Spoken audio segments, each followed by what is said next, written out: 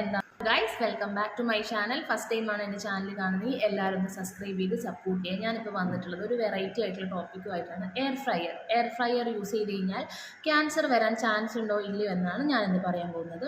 അപ്പോൾ air fryer എന്താണെന്ന് അറിയുന്നതിന് മുന്നേ ഫസ്റ്റ് ഓഫ് ഓൾ നമ്മൾ ഓവൻ എന്താണെന്ന് മനസ്സിലാക്കിയിരിക്കണം. ഓവൻ എന്ന് വെച്ച് കഴിഞ്ഞാൽ ഒരു കോമ്പാക്റ്റ് ആയിട്ടുള്ള ഒരു ഇലക്ട്രിക്കൽ ചേമ്പറാണ്.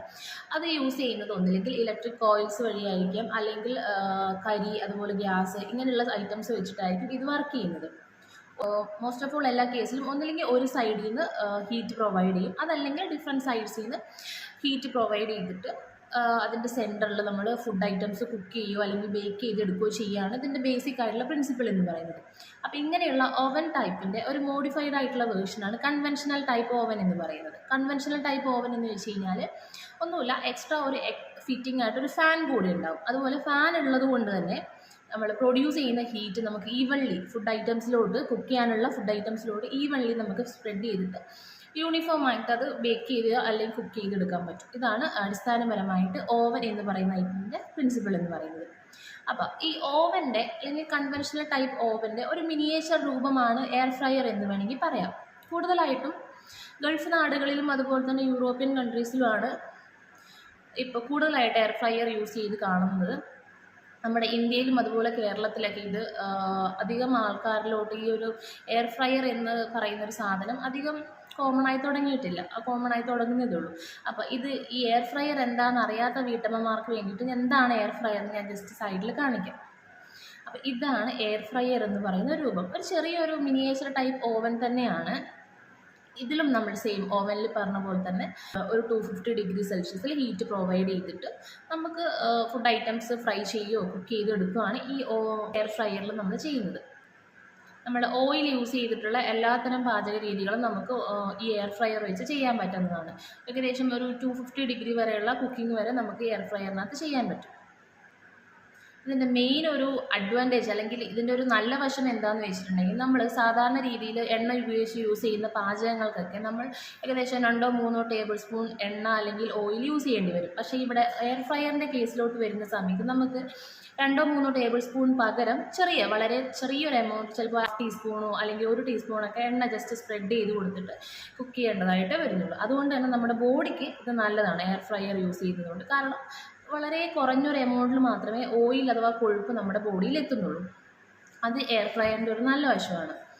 ദോഷവശത്തിലോട്ട് പോവുകയാണെങ്കിൽ നമുക്കറിയാം, നമ്മൾ എയർ ഫ്രയർ യൂസ് ചെയ്തിട്ട് ഒട്ടുമിക്ക വീടുകളിലും ചെയ്യുന്നതാണ് പൊട്ടറ്റോ യൂസ് ചെയ്തിട്ടുള്ള അതുപോലെ ഫ്രഞ്ച് ഫ്രൈസ്, പൊട്ടറ്റോ ചിപ്സ്, ഇതുപോലുള്ള സാധനങ്ങളൊക്കെ നമ്മൾ ഉണ്ടാക്കാറുണ്ട്.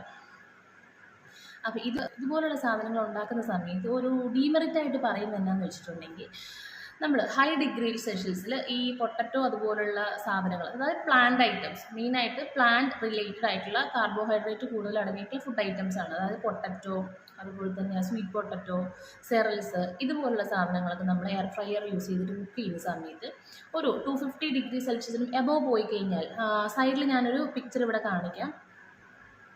അപ്പോൾ ഇതിൽ കാണിച്ചിട്ട് ഈ ബ്രൗൺ കളർ എന്ന് വെച്ച് കഴിഞ്ഞാൽ നിങ്ങൾക്ക് മനസ്സിലായിട്ടുണ്ടാകും, ഓവറായിട്ട് കരി പ്രൊഡ്യൂസ് ചെയ്യുക അല്ലെങ്കിൽ ഓവറായിട്ട് കരിഞ്ഞു തുടങ്ങുക. എയർ ഫ്രയർ യൂസ് ചെയ്തിട്ട് നമ്മൾ ഈ പൊട്ടറ്റോ പോലുള്ള സാധനങ്ങളൊക്കെ കുക്ക് ചെയ്യുന്ന സമയത്ത് ഒരു ലിമിറ്റിൽ കൂടുതൽ കരി വന്നു കഴിഞ്ഞാൽ, ബ്രൗൺ കളർ മാറിക്കഴിഞ്ഞാൽ അതിനകത്ത് അക്രിലാമൈഡ് എന്ന് പറയപ്പെടുന്ന ഒരു കെമിക്കൽ സബ്സ്റ്റൻസ് പ്രൊഡ്യൂസ് ചെയ്യും. ഇതൊരു രാസപദാർത്ഥമാണ്, അക്രിലാമൈഡ് എന്ന് പറയും. ഈ അക്രിലാമൈഡ് എന്ന് വെച്ച് കഴിഞ്ഞാൽ ഒരു കാർസിനോജനിക് പ്രൊഡക്റ്റാണ്. കാർസിനോജനിക് എന്ന് വെച്ച് കഴിഞ്ഞാൽ നമ്മുടെ ശരീരത്തിൽ ക്യാൻസർ ഉണ്ടാക്കാൻ കഴിയുന്ന രാസവസ്തുക്കളെ പറയുന്ന പേരാണ് കാർസിനോജനിക് എന്ന് വെച്ച് കഴിഞ്ഞാൽ. അപ്പോൾ ഇങ്ങനെ ഈ ഒരു കരി രീതിയിലുള്ള, അതായത് ബ്രൗൺ കളർ ഷെയ്ഡിലുള്ള ഫുഡ് ഐറ്റംസ് ആ ഒരു കളറിലോട്ട് മാറിക്കഴിഞ്ഞാൽ ആ ഭക്ഷണ പദാർത്ഥത്തിൽ അക്രിലാമൈഡ് എന്ന് പറഞ്ഞ ഒരു കെമിക്കൽ സബ്സ്റ്റൻസ് ഫോം ചെയ്യും. അത് നമ്മുടെ ബോഡിക്ക് ദോഷകരമായി ബാധിക്കുകയും ചെയ്യുന്നതാണ്. അതായത് നമ്മുടെ വയറ്റിലും അതുപോലെ കുടലിലൊക്കെ ക്യാൻസർ ഉണ്ടാക്കാൻ സാധ്യത കൂടുതലാണ്. നമ്മൾ എയർ ഫ്രയറിൽ ഇനി ചിക്കനോ അതുപോലെ ഫിഷോ ഇതുപോലുള്ള ഐറ്റംസൊക്കെ കുക്ക് ചെയ്യുകയാണെങ്കിൽ ഈ ഒരു ക്രൈറ്റീരിയ ഇവിടെ നമുക്ക് ബാധകമാവുന്നില്ല. ഇവിടെ നമുക്ക് അക്രിലാമൈഡ് ഫോം ചെയ്യുന്നുണ്ടെങ്കിൽ തന്നെ വളരെ ചെറിയൊരു എമൗണ്ടിൽ മാത്രമേ ഫോം ചെയ്യുന്നുള്ളൂ. അതുകൊണ്ട് ചിക്കൻ ഓർ ഫിഷ് ഫ്രൈ ചെയ്യുന്ന സമയത്ത് എയർ ഫ്രയർ നമുക്ക് വളരെ സേഫാണ്. പിന്നെ ഈ പൊട്ടറ്റോ അതുപോലുള്ള സാധനങ്ങളൊക്കെ ഹൈ ഡിഗ്രി ടെമ്പറേച്ചറിൽ കുക്ക് ചെയ്യുന്ന സമയത്ത് അക്രിലാമൈഡ് ഫോം ചെയ്യുന്നു ഞാൻ പറഞ്ഞു. അത് എയർ ഫ്രയറിന് മാത്രമല്ല, നമ്മൾ ഇനി സാധാരണ പാത്രങ്ങൾ വെച്ചിട്ട് കുക്ക് ചെയ്യുന്ന സമയത്തും ഇതിന് ബാധകമാണ്. അക്രിലമൈഡ് ഫോം ചെയ്യാൻ ചാൻസ് കൂടുതലാണ്.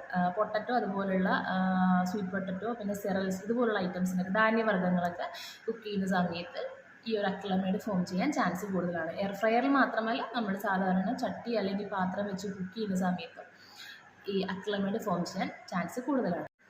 അതുകൊണ്ട് തന്നെ എയർ ഫ്രയർ യൂസ് ചെയ്തിട്ടുള്ള അല്ലെങ്കിൽ അവൻ യൂസ് ചെയ്തിട്ടുള്ള കുക്കിംഗ് മെത്തേഡ്സ് ഒക്കെ സേഫ് തന്നെയാണ്. സോ ആരും പേടിക്കേണ്ട ആവശ്യമൊന്നുമില്ല.